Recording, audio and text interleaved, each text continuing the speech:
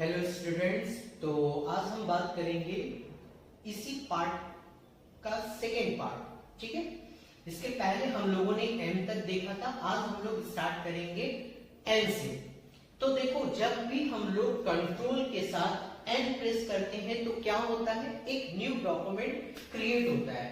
जैसे कि ऑलरेडी आपने कोई एक डॉक्यूमेंट ओपन किया है, आपने उस पर काम किया है, आपको एक नया डॉक्यूमेंट चाहिए। जैसे ही आप कंट्रोल एन प्रेस करते हो, फिर आपको एक ब्लैंक डॉक्यूमेंट ओपन हो जाता है। ये कंट्रोल एन आप सभी जगहों पे यूज कर सकते हो। इसका मतलब अगर आप एमएस वर्ड पे काम कर रहे हो, पावर पॉइंट में काम कर रहे हो, एक्सेल में काम कर रहे हो, या फिर एमएस पेड पे काम कर रहे हो, everywhere you can use these shortcut keys. Okay, whenever you use control plus n, automatically new document created, blank new document created। Okay, मतलब आप एक नया डॉक्यूमेंट इस शॉर्टकट की से ओपन कर सकते हो, बना सकते हो। ठीक है, उसके बाद नेक्स्ट क्या है, कंट्रोल ओ। अब कंट्रोल ओ का मतलब ओपन होता है। ओपन का ये मतलब नहीं है कि आप नया डॉक्यूमेंट ओपन कर पाओगे। ओपन का मतलब होता है आपने ऑलरेडी जिस फाइल को सेव किया हुआ है उस फाइल को आप ओपन कर सकते हो। इसमें बहुत कंफ्यूजन होता है कंट्रोल एन और ओपन में। ओपन का मतलब बहुत जगह पे ये समझ में आता है कि हम लोग नया फाइल ओपन करेंगे। जैसे कि मैं बोला कि एमएस वर्ड ओपन करो, तो कंट्रोल ओ से वो चीज ओपन नहीं होगा। ओपन का मतलब होता है आप ऑलरेडी कंप्यूटर में कोई फाइल बनाए हो तो आप उस चीज को ओपन कर सकते हो। ठीक है, जैसे ही आप कंट्रोल ओ ओपन करोगे, उसके बाद आपको एक पॉपअप विंडो ओपन होगा। वहां पे पूछा जाएगा, यहाँ फाइल का पूरा लिस्ट होता है कि आप कौन सा फाइल ओपन करना चाहते हो। तो आप first you need to select that file, after that okay करना होगा। ओके जैसे आप करोगे वो फाइल ओपन होगा। अगर वो फाइल पीपीटी का है, मतलब पावर पॉइंट का है तो पावर पॉइंट में ओपन होगा, एक्सेल का है तो एक्सेल में ओपन होगा, एमएस वर्ड का है तो एमएस वर्ड में ओपन होगा, नोटपैड का है तो नोटपैड का ओपन होगा। तो there are different types of files.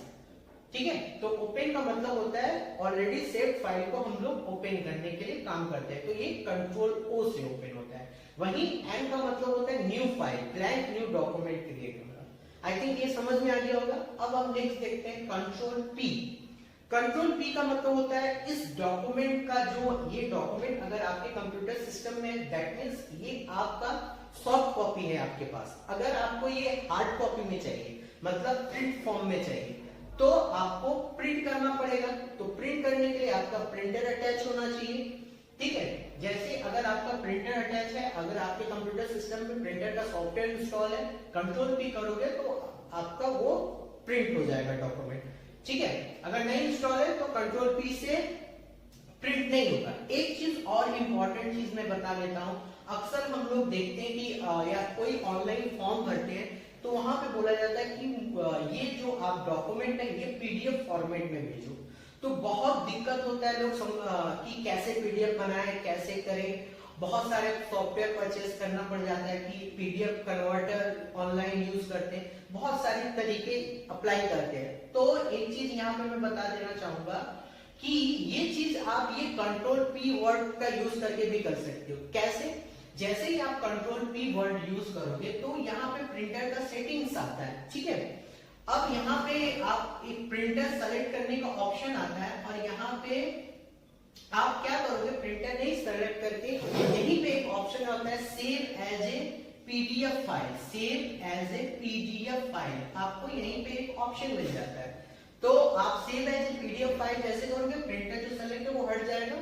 अब आप उस फाइल को सेव कर लोगे, अपना नाम लिखोगे, जिस नाम से उस फाइल को पीडीएफ में सेव करना है, तो वो नाम लिख के सेव में कर दोगे तो ऑटोमेटिकली ये कन्वर्ट हो जाएगा पीडीएफ फाइल में। आपको कोई भी सॉफ्टवेयर की जरूरत नहीं, कोई भी ऑनलाइन आपको नहीं जाना है पीडीएफ कन्वर्ट करने के लिए। इजीली आप ये कमांड के थ्रू कर पाओगे।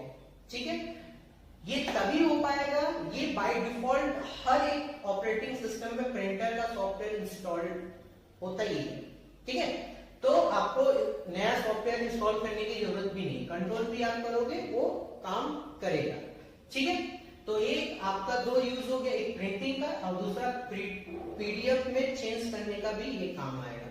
ठीक है, अब हम लोग बात करते हैं क्यू, रिवर्स इंडेंट, जो हम लोगों ने ऑलरेडी एक पढ़ा था, इंडेंट फ्रॉम लेफ्ट, उसी को ये रिवर्स करता है। मतलब ये रिवर्स, जैसे इंडेंट फ्रॉम लेफ्ट, अगर लेफ्ट साइड में इंडेंट का मतलब होता है जैसे ये हमारा एक पेज हो गया, इसके बीच में जो मार्जिन जिसको बोलते हैं, जगह, खाली स्पेस, इसको हम लोग चेंज कर सकते हैं, इंडेंट को कम बेसी करके चेंज कर सकते हैं। ठीक है, अगर हमारा इंडेंट लेफ्ट है तो हम लोग रिवर्स जब करेंगे तो राइट जाएगा, अगर हमारा इंडेंट अप है, अगर रिवर्स करेंगे तो डाउन जाएगा। तो इस तरीके से यूज होता है।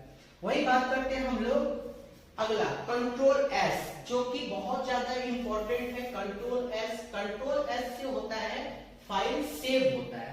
ठीक है, फाइल सेव होता है, इसका मतलब क्या होता है कि जो भी आप डॉक्यूमेंट पे काम किए हो उस फाइल को अगर आप सेव करना चाहते हो तो कंट्रोल एस करोगे, फाइल सेव हो जाएगा।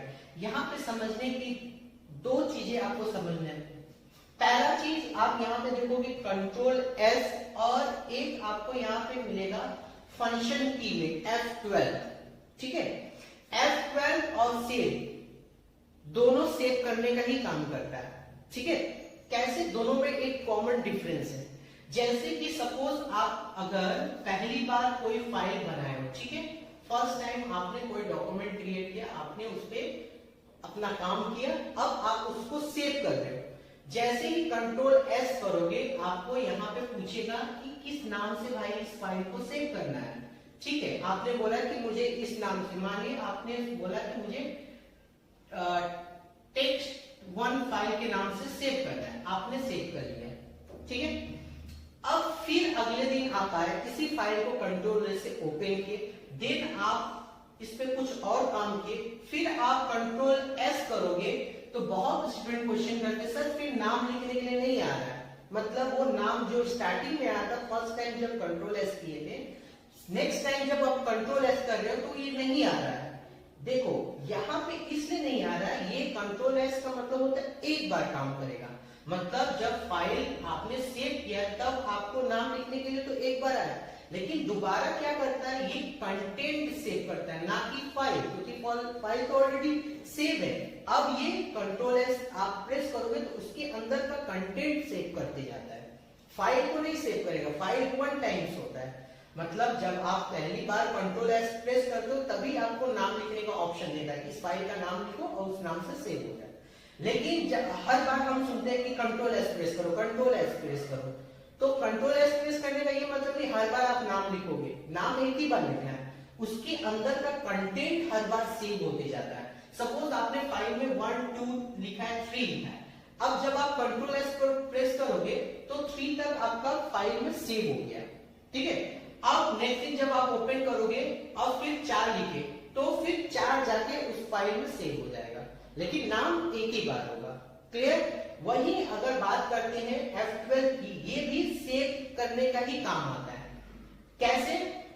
जब आप सपोज आपने ये टेक्स्ट फाइल को लिखा है, ठीक है, टेक्स्ट1, आप चाहते हो ये नाम मुझे चेंज करना है कि ये फाइल चेंज हो जाए, तब आप जा सकते हो सेव एज, F12 प्रेस करोगे सेव एज का ऑप्शन आएगा, तो आप इस नाम को चेंज कर सकते हो। मान लीजिए टेक्स्ट2 कर दो, टेक्स्ट2 कर दो, तो ये फाइल क्या होगा, चेंज हो जाएगा।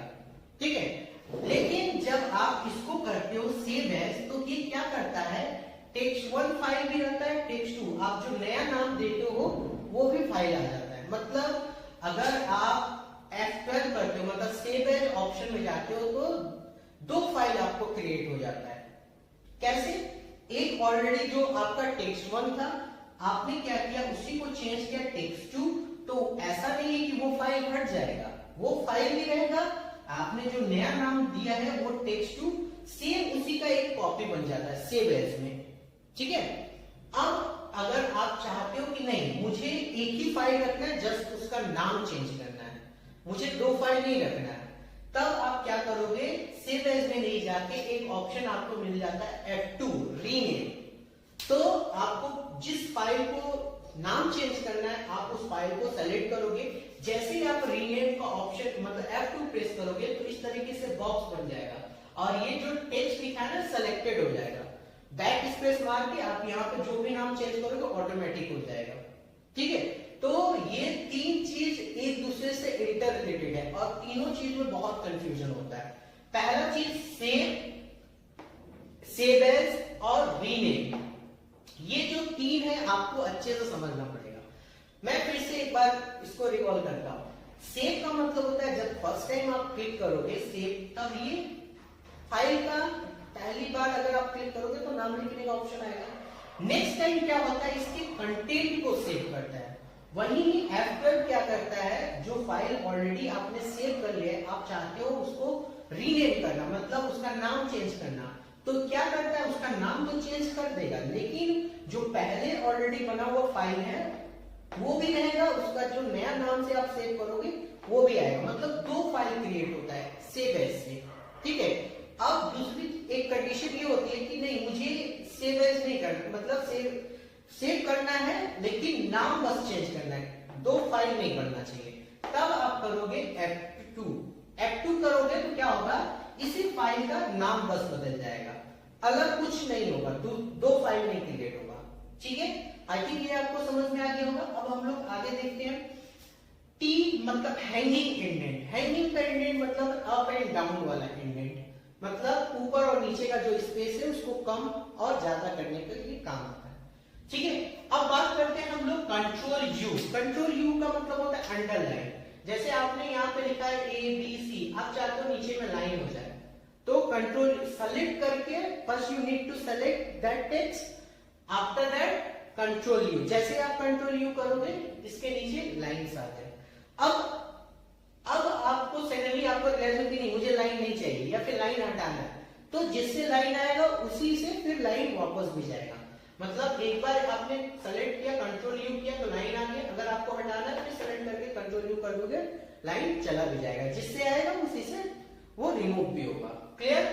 अब बात करते हैं वी, पेस्ट। ये मैंने ऑलरेडी बता दिया था जब हम लोगों ने कॉपी और कट कमांड पढ़ा था, तभी ये हम लोगों ने डिस्कस किया था। ठीक है, मैं यहाँ पे अभी डिस्कस नहीं करूंगा। अगर आप लोगों को ये जानना है कैसे काम करता है तो ऊपर में आई बटन है, आप उस पर क्लिक करके वो वाला वीडियो देख सकते हो। ठीक है, अब हम लोग कंट्रोल W की बात कर रहे हैं। कंट्रोल W जब आप प्रेस करोगे तो क्या होता है, क्लोज डॉक्यूमेंट। डॉक्यूमेंट आपका क्लोज होता है।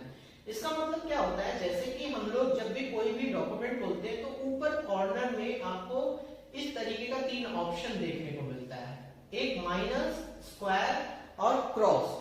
तो क्रॉस जैसे हम लोग करते हैं क्लोज हो जाता है, स्क्वायर करते हैं ये विंडो छोटा हो जाता है, माइनस करते हैं ये नीचे में आ जाता है, टैब बार में आ जाता है। ठीक है, तो इस विंडो को अगर हमको यहां से नहीं क्लोज करना है, शॉर्टकट में करना है, तो आप कंट्रोल W का यूज कर सकते हो। ठीक है, अब हम लोग लास्ट दो इंपॉर्टेंट कमांड के बारे में समझेंगे, कंट्रोल Y और कंट्रोल Z, जो कि बहुत ज्यादा इंपॉर्टेंट है। अक्सर हम लोग बिना इसका कोई भी फाइल और डॉक्यूमेंट हम लोग इजीली क्रिएट नहीं कर सकते, ये अक्सर काम में आता है और बहुत हेल्पफुल कीज है।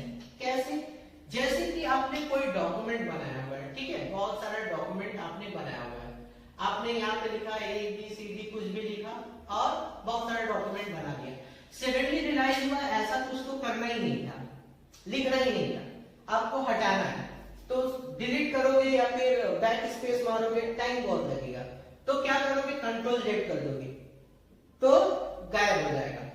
फिर रियलाइज हुआ कि नहीं नहीं वही चाहिए था, जो हमने लिखा था वही हमको चाहिए था, मतलब आपने गायब कर दिया, फिर रियलाइज हुआ नहीं कि मुझे चाहिए, कंट्रोल Z करोगे ये गायब हो जाएगा, कंट्रोल Y करोगे तो वापस आ जाएगा। मतलब Z से होता है अनडू और Y से होता है रीडू, मतलब ये पीछे जाता है और आगे आता है, जो चीज आपने कट किया है वो वापस आएगा कंट्रोल Y से और कंट्रोल Z से पहले जैसा पोजीशन पे आएगा। मतलब जब स्टार्टिंग आपने जब स्टार्ट किया था ये डॉक्यूमेंट तो खाली था, वहां तक कंट्रोल Z, जितनी बार आप कंट्रोल Z करोगे आपने जितना सारा चीज टाइप पे एक एक करके हटते जाएगा, पीछे हम जा सकते हैं, कंट्रोल Y से हम लोग आगे आ सकते हैं। तो ये हम लोग अक्सर यूज करते हैं। मान लीजिए सेकंडली आपने गलत से कुछ टाइप कर दिया, आपने उसको करेक्ट किया, फिर सेकंडली लाइव नहीं वही सही था, तो कंट्रोल Z पीछे गए, कंट्रोल Y आ गया। तो इस तरीके से आप इसको वर्क कर सकते हो। ठीक है, तो इस तरीके से हमने पूरा कंट्रोल कीबोर्ड में A to Z सभी अल्फाबेट के साथ कंट्रोल का कॉम्बिनेशन को पढ़ा और उसका वर्क को देखा। अब हम लोग ऊपर में देखेंगे कीबोर्ड के ऊपर में F से लेके F1 से लेके F12 तक फंक्शंस की होता है। तो इन्हीं फंक्शंस की का एक अपना स्पेसिफिक यूज होता है, इंडिविजुअली सब का एक अपना अलग अलग काम है, तो उसको हम लोग देखेंगे, जिसमें से हम लोगों ने अभी दो ऑलरेडी देख लिया है, F2 और F12। अब बाकी का हम लोग समझते हैं इसका क्या यूज होता है। F1 का यूज होता है हेल्प। हेल्प का मतलब क्या हुआ, आप जो भी डॉक्यूमेंट बना रहे हो या कंप्यूटर से रिलेटेड आपको कोई हेल्प चाहिए तो आप F1 प्रेस करोगे, यहाँ पे एक हेल्प का डायलॉग बॉक्स ओपन होता है, वहां पे आप सर्च करके कुछ भी जानकारी ले सकते हो। जैसे कि मुझे प्रिंट करना है, प्रिंट कैसे किया जाता है, तो आप यहाँ पे लिखोगे कि मुझे प्रिंटिंग से रिलेटेड इंफॉर्मेशन चाहिए, तो वो डॉक्यूमेंट में सारा लिखा रहेगा, प्रोसेस बताएगा, हाँ ऐसे प्रिंट होगा, रिबूट होगा, तो सारा चीज आपको F1 में मिल जाएगा। ठीक है, ये ऑलरेडी मैंने बता दिया। F3 open search bar. Open search bar का मतलब ये देखो, ये डॉक्यूमेंट में काम नहीं करेगा, MS वर्ड एक्सेल में काम नहीं करेगा, ये हम लोग क्रोम में यूज करते हैं, मतलब ब्राउजर में यूज करते हैं। ठीक है, ब्राउजर में क्या होता है, आप लोग देखोगे ब्राउजर में क्या होता है, सर्च बार होता है, जैसे गूगल लिखा हुआ नीचे सर्च बार हुआ, तो ये क्या करता है, ये सर्च बार को ओपन करता है, F3। ठीक है, F4 क्या करता है, ये बहुत ज्यादा इंपॉर्टेंट फंक्शन है, इसमें हम लोग क्या करते हैं, F4 अकेले काम नहीं करता है, उसके साथ कीबोर्ड में एक बटन होता है Alt F4 हम प्रेस करेंगे तो क्या होता है, हमारा जो विंडो जिसपे हम काम कर रहे हैं वो क्लोज होता है। ठीक है, ये जैसे हम लोग इस पे काम कर रहे हैं F12, जैसे ही इसको प्रेस करेंगे ये विंडो हमारा क्लोज हो जाएगा। Alt F4 प्रेस करेंगे, Alt के साथ प्रेस करना होगा। ठीक है, अब दूसरी चीज क्या है, ये एक काम और करता है, कंप्यूटर को शट डाउन करने का भी काम करता है Alt F4। कैसे, जैसे कि पहला चीज तो ये है, ये विंडो को क्लोज करता है, दूसरा चीज ये शट डाउन करता है।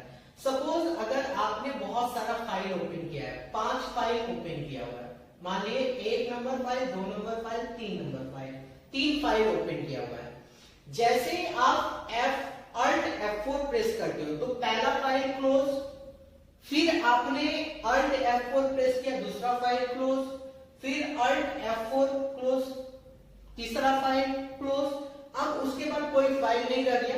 अब जब आप Alt F4 दबाओगे तब आपको शट डाउन का ऑप्शन दिखेगा। अब जैसे कि मैंने बता दिया कि इससे Alt F4 से शट डाउन होगा, अब आप प्रेस कर रहे हो Alt F4, शट डाउन हो नहीं रहा है। क्यों नहीं हो रहा है, इसका पीछे ये रीजन होगा कि हो सकता है आपका मल्टीपल फाइल ओपन है, तो अगर जितना फाइल ओपन है तो उतनी बार आपको Alt F4 दबाना पड़ेगा। अगर आपका 3 फाइल ओपन है तो 3 फाइल पर जब चौथी बार आप Alt F4 दबाओगे तब जाके आपको शट डाउन का ऑप्शन मिलेगा, अदरवाइज नहीं मिलेगा। तो इसको आप हमेशा ध्यान में रखोगे, अगर आपका 2 फाइल है तो 3 बार Alt F4 दबाओगे तो प्रेस खत्म होगा, अगर एक फाइल ओपन है तो Alt F4 दबाओगे तो एक दूसरे बार में शट डाउन का ऑप्शन है, अगर कोई भी फाइल ओपन नहीं है तो एक बार जस्ट Alt F4 दबाओगे तो ही शट डाउन का ऑप्शन आ जाएगा। तो ये चीज हमेशा ध्यान में रखोगे। अक्सर स्टूडेंट पूछते हैं कि सर Alt F4 प्रेस कर नहीं हो रहा है, शट डाउन नहीं आ रहा, नहीं आ रहा, तो क्यों नहीं आ रहा है, क्योंकि हो सकता है बहुत सारे फाइल्स ओपन है, वो क्लोज हो रहा है, वो एक बार Alt F4 प्रेस किया तो 3 फाइल ओपन होगा, एक ही क्लोज हुआ, तो उसको उतनी बार दबाना पड़ेगा तब जाके वो क्लोज होगा। क्लियर, अब बात करते हैं F5। F5 का मतलब होता है रिफ्रेश। रिफ्रेश का जैसे ही आप F5 दबाते हो तो जो डेस्कटॉप पे आइकन्स होता है वो ब्लिंक करता है। ब्लिंक करने का मतलब होता है वो रिफ्रेश होता है। जैसे हम लोग मोबाइल फोन में रैम को बहुत सारा डॉक्यूमेंट ओपन होता है तो हम लोग उसको हटा देते हैं, उसी तरह से एक तरीके से हमारे कंप्यूटर सिस्टम का रैम को ये खाली करने का काम करता है, रिफ्रेश करता है। ठीक है, इससे हमारा थोड़ा सा इंप्रूव होता है कंप्यूटर सिस्टम। ठीक है, F6 की बात करें तो F6 से क्या होता है, move cursor to the address bar. ठीक है, एड्रेस बार का मतलब ये भी क्रोम में काम करता है। जैसे कि हम लोग क्रोम में यहाँ पे http www.facebook.com लिखे हैं, ठीक है, एंटर किए, सर्च किए तो सर्च बार ऊपर में आ जाता है, सपोज यहाँ पे कोई स्पेलिंग आप गलत किए हो, ठीक है, आप क्या करो, करेक्ट करने के लिए कर्सर ले जाओगे वहां पे, उससे बेटर है आप अगर F6 प्रेस करोगे, कर्सर यहाँ पे एड्रेस बार में ऑटोमेटिकली चला जाएगा, वहां से आप रिमूव करो। तो एक्चुअली में हम ये शॉर्टकट कीज क्यों पढ़ते हैं? हमारा काम आसान करने के लिए, कम समय में हम लोग ज्यादा से ज्यादा काम कर सके, ठीक है। तो ये सारे कीज और फंक्शंस हमारे इसीलिए काम में आता है, ठीक है। अब अगला हम बात करते हैं F7, ये भी बहुत ज्यादा इंपॉर्टेंट कीवर्ड है। F7 से क्या होता है, सपोज आपने यहाँ पे अपने वर्ड डॉक्यूमेंट फाइल या किसी में आपने कोई स्पेलिंग लिखा हुआ है जो कि गलत लिखा हुआ है, ठीक है। जैसे आपने यहाँ पे लिखा मैंगो और आपने ई कर दिया, ठीक है। अब यहाँ पे आप देखोगे ना रेड लाइन आएगा, रेड लाइन, आप जब भी टाइप करोगे रेड लाइन आएगा। तो यहाँ पे रेड लाइन का मतलब ये स्पेलिंग गलत है। तो अगर आपको सपोज कोई स्पेलिंग नहीं पता है, कि हमको पता ही नहीं है क्या होता है, ठीक है, तब आपको कोई दिक्कत नहीं है। आप क्या करोगे, इसको सेलेक्ट करोगे, F7 में जाओगे, वहां पे करेक्ट स्पेलिंग का पूरा लिस्ट होता है। जैसे कि आपको ऑप्शन देगा मैंगो करना है, मैंगोज करना है, क्या करना है, उससे कंसल्ट स्पेलिंग आपको दे देता है। आप उसको सेलेक्ट करोगे, ये करेक्ट हो जाएगा। तो ये बहुत ज्यादा इंपॉर्टेंट है, खासकर हम लोग इंडियन लोग जो कि इतना फैमिलियर नहीं है, हमारी नेशनल लैंग्वेज क्या है, हिंदी है, तो उतना फैमिलियर नहीं है, तो इसीलिए हमारा स्पेलिंग्स भी बहुत जगह गलत होता है। तो कोई दिक्कत नहीं, कंप्यूटर सिस्टम आपको वो सही करके देगा। तो इसके लिए आपको ये कमांड जानना पड़ेगा, स्पेल चेक या ग्रामर चेक बोलते हैं इसको, ठीक है। अब दूसरी चीज क्या है, कभी कभी देखने को मिलता है कि ये रेड लाइन नहीं होता है, ब्लू लाइन में होता है। तो ये ब्लू लाइन कैसे जाएगा? देखो, अब पहली चीज, ब्लू लाइन का मतलब क्या होता है? देखो, रेड लाइन का मतलब आप स्पेलिंग गलत है वो करेक्ट हो जाएगा, लेकिन ब्लू लाइन का मतलब होता है वो स्पेलिंग तो सही है, बट हो सकता है क्योंकि ये जो हमारा MS वर्ड है या जो माइक्रोसॉफ्ट है वो अमेरिकन है, तो वहां पे क्या होता है, अमेरिकन डिक्शनरी चलता है। तो वहां के डिक्शनरी में जो आप वर्ड यूज कर रहे हो वो नहीं है, जिसकी वजह से वो ब्लू लाइन में दिखता है।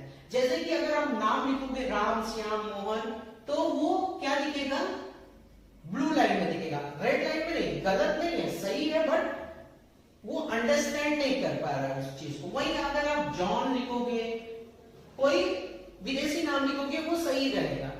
क्यों? क्योंकि उनके डिक्शनरी में वो सारी चीजें हैं, वो सारी नाम है, तो वो सही रहेगा। तो आप क्या कर सकते हो, इसको आप चाहते हो ब्लू लाइन नहीं दिखे, तो आप उसको राइट क्लिक करके इग्नोर कर सकते हो, ठीक है। तो ये दो चीजें होती हैं इसमें F7। अब बात करते हैं F8। F8 का मतलब होता है बूट मेन्यू। बूट मेन्यू का मतलब होता है जब हम लोग कोई नया कंप्यूटर सिस्टम खरीदते हैं तो उसके साथ ऑपरेटिंग सिस्टम मिलता है। अगर ऑपरेटिंग सिस्टम इंस्टॉल नहीं, अगर आप चाहते हो नया ऑपरेटिंग सिस्टम इंस्टॉल करना, तो उसके साथ एक CD मिलता है।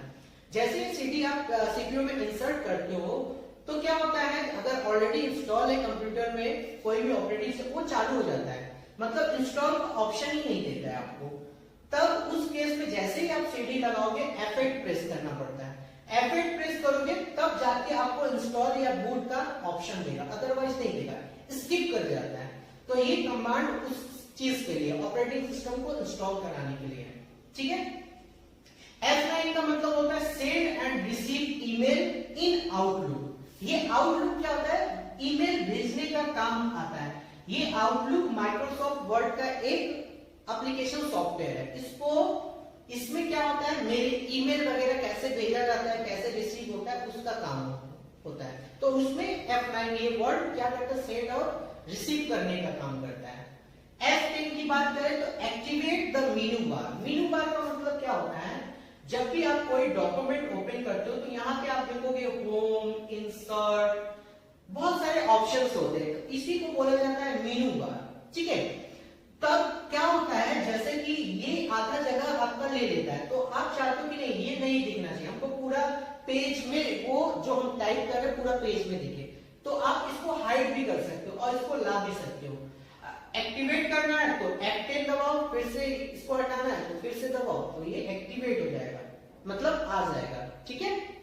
वही बात करेंगे F11 की, inter and exit full screen, मतलब स्क्रीन छोटा है, ठीक है। अब आप चाहते हो इस स्क्रीन को बड़ा करना, तो F11 प्रेस करोगे बड़ा हो जाएगा, लेकिन ये सब जगह काम नहीं करता है, ये सिर्फ क्रोम ब्राउजर में काम करता है। मतलब आप ब्राउजिंग कर रहे हो, वहां पे स्क्रीन आपका छोटा है, आप चाहते हो इस स्क्रीन को बड़ा करना, तो F11 प्रेस करोगे ये वर्क करेगा। वहीं F12 जिसको मैंने ऑलरेडी डिस्कस कर लिया, तो देखो स्ट्रेट इस तरीके से हम लोगों ने ये सारे शॉर्टकट कीज को देखा और फंक्शंस को देखा।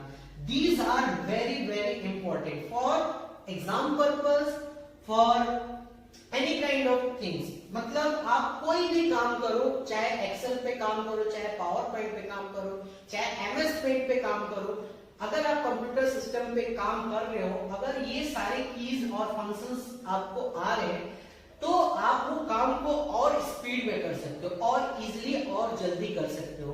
अभी क्या है, टेक्नोलॉजी को यूज करके हम लोग काम बहुत जल्दी करना जानते हैं, बहुत करना ही क्या हमारा इंटेंशन होता है। तो ये तभी आप कर पाओगे जब ये सारे कीज आपको पता रहेंगे, ठीक है।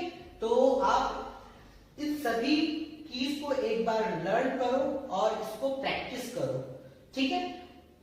तो अगर आपको किसी कीज में दिक्कत है, समझ नहीं आया, तो आप नीचे कमेंट सेक्शन है, आप उसमें कमेंट करो।